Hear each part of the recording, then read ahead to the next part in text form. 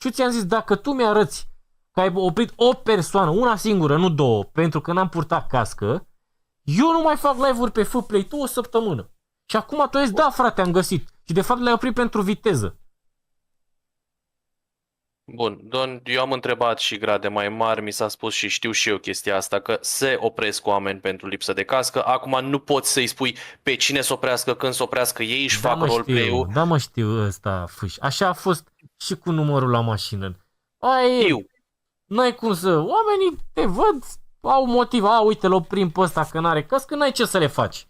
Înțelegi? Deși omul la mine pe Discord, omul la mine... Hai, domn, că... Hai, că o dai în altele, hai. Și să dau în altele... Eu te m-a ieșit. Asta e terminat. Da, mă rog. Da, zi-mi cum îl cheamă, să-i dau bani de aici, băga mea și pula. Stai așa să ies de pe cameră și după aia... Cum îl chema, mă? Pinky? Calmați-vă. Zi-mă cum îl chema pe Discord. Scrieți pe chat cum îl chema. Bun. Ți-am zis, deci aici nu am ce să le fac, aici ține de poliție când vrea să-și facă roleplay-ul de viteză, de oprit fără cască, de nu știu, de ISCTR și așa mai departe. Da, n-am zis eu asta, se poate opri. Și uite, ți arăt și eu că îți fac metagaming și n-ai cum să-mi dai bani. Asta e chestia, n-ai cum să demonstrezi, el poate știe vocea și știe că tu ești. Și mă dau pe lângă tine, hați că, opa, ești mafiot. Eu am scris și în tichet de targeting. Înțelegi? Știu, mi s-a mai făcut. Dar în același timp ți-am zis, nu ai cum să demonstrezi, repet, faptul că el a făcut chestia asta din meta. Strice roleplay un puțoi care... Na, mă rog, cum vreți voi. Nu o lăsați acum și nu o dați pe jignici pe ăsta, Doamne. Te înțeleg, știu câte... Nu jignesc, Doamne ferește. Că suntem la tichet, nu. Când sunt pe YouTube la mine, fac ce vreau. Aici nu l-am jignit, i-am dat bani la mine pe Discord și atât. Știu câte tichete ai avut și câte momente ai avut de metagaming și ăsta. Știu foarte bine și înțeleg de ce te enervează. Na, dar asta nu ai cum, unul la mână, să demonstrezi că este metagaming și doi la mână nu... Da, dacă ei asta au simțit să facă, nu știu dacă au mai oprit pe altcineva, pentru chestia asta e problema lor. De asta am și zis că n-am nicio problemă, mergem la pușcărie, eu n-am făcut tichetul ca să... de meta, îi văd că n-am scris de... Am vrut doar să văd dacă îmi prezintă și mie o dovadă, că nu puteam să-i zic IC. Să-mi dea și mie o dovadă, bă, eu am mai oprit pe motivul ăsta, eu merg și la pușcărie și nici nu mai fac live-uri o săptămână. Și a zis, da frate, cum să uite, ți-arăt dovadă. Și de unde? Că n-a avut nicio dovadă în pui mei, că nu oprește lumea, foarte rar, cine știe prin ce circunstanțe oprește de cască. Au mai fost cazuri, și eu am fost. Prost nu sunt. Am și o curiozitate, vreau să văd o filmare din partea cuiva din X6.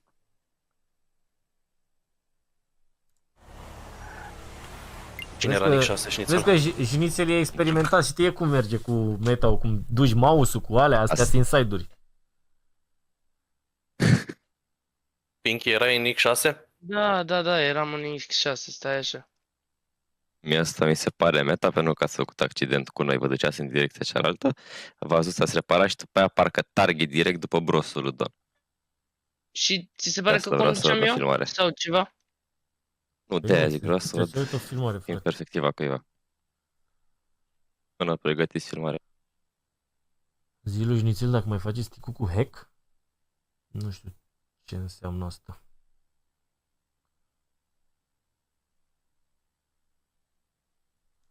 Ia. Da, de unde ai făcut accident sau? Nu are sunet. Se vede numărul ceva? Ăsta din stânga. Hai, să-i gata. Bună seara, cu ce vot asta? Tăriți, mulțumesc. Da. Nu mai zi nimic aici. Vezi că s-a oprit stream-ul. Refuz roleplay acolo, ca idee. Nu mai da alt tab sau ceva când ai stream-ul. Nu dau alt tab, aia e faza, dar nu știu ce am. Și dacă îmi dau disconnect acum de pe camera, îmi dă RTC connecting.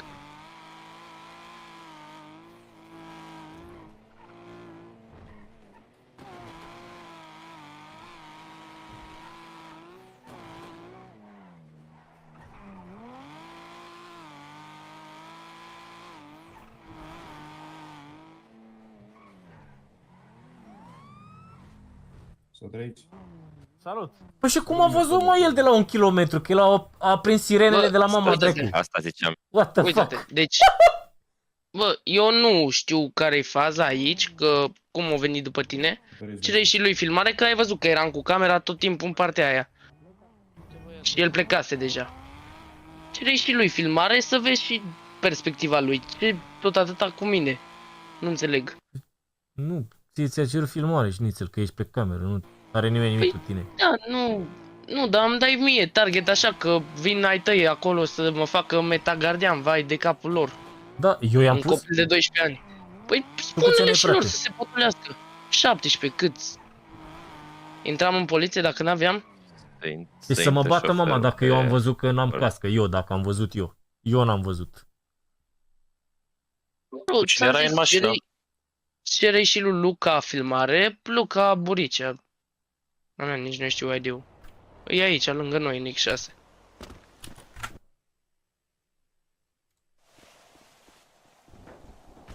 Noi fix. Hai să facem un pariu, n-are filmare. Luca, Da. hai pe suport. Luca, ai filmare de la baza aia asta cu Don? S-a căutat, da. Don? Ce? Ce, n-are filmare? Nu. De ce, frate? Că nu îmi permite PC-ul să filmez non-stop. Și când te împuști? Că mă împuși, îi dau drumul. Că mă obligă regula. Da, mai ziceți ceva pe ei. Cum să-l... Bine, atunci intră să te întrebe băieții ceva. Intră pe un suport. Acolo, fișierul.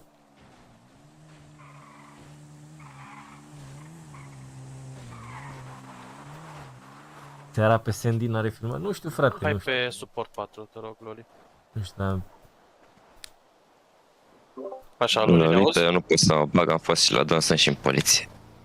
Da, și nițel nu poate să se bage. Deci ideea e că Don a fost oprit pentru faptul că nu are cască teoretic. Don, să te Pe pui motor? comod, nu știi regula sau... Am uitat, nu stau să mă pun Am pe deschis mut. live-ul. Dar de ce Bun. trebuie să mă pun pe mut? Pe etichet. Că ești la techet, auzi, de ce? Live-ul, nu, live-ul să ți-l pui pe mut. Păi și când fac adminii live cu tichete, nu se pun pe mut? Păi scrie în regulament, Don, că la tichete, ca să nu se atragă hate sau ceva asupra Nu se adminilor. atrage, stai liniștit. Nu, eu mă pun dacă chem vrei. Pohara să ocupe el de tichetul ăsta dacă nu se atrage hate. Nu se atrage hate. Bun, spuneți-și M-au mie zis ce s-a pe Discord? întâmplat mai Ok, pe scurt. deci Don a fost oprit de către un X6 de Șnițel. poliție că nu avea cască. După care l-au luat și l-au dus la secție pentru faptul că nu are permis A. Ideea este că Don a făcut tichet pentru target, în sensul că a fost targetat. Mă, nu te auzi pe Discord. Ne-am uitat pe filmarea unuia din X6, pasagerul, nu șoferul, și efectiv ei au plecat de la serviciul din Dust, din Grapeseed, direct către pește cu viteză și de la distanță deja au pornit sirenele, deci cumva e ca și când ar fi știut că Don e acolo și s-au dus direct pe el, deși n-aveai cum să vezi de la distanța aia care cască. Exact. Inițial eu am zis, da, poți să oprești oameni fără cască și înțeleg chestia asta din punct de vedere al roleplay-ului, dar în același timp s-au dus cumva pe suport, nu targetat. cred Deci că dacă are e să-ți la arate și ție top sau- filmare Pinky, mie mi se pare puțin că prea targetat s-au dus. Bă, eu Știau că era acolo. eu nu le-am făcut tichet de meta. Eu le-am făcut tichet OOC să-mi arate și mie o filmare pe cine am oprit săptămâna asta că n-are cască. Și au zis, da, am oprit, uite, ți arătăm. Și au oprit pe unul de viteză, nu de cască. Deci au și mințit. Și n-au oprit pe nimeni. Deci, bă, cum? La coadă? Da. Eu am văzut filmarea și am văzut-o și Șnițel și lui Șnițel îi se pare că s-au dus targetat pe el, gen... Coadă. Au plecat de la serviciul din Grapeseed, Nu-i poate.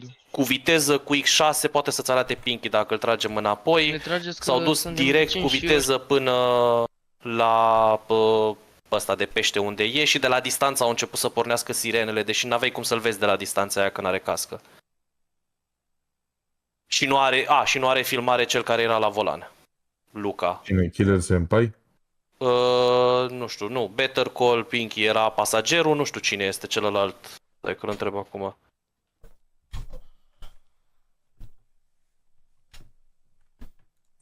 Ești pe Discord, Luca? Mai arată filmarea e, odată, te rog. Ce nume are? Asta, mă.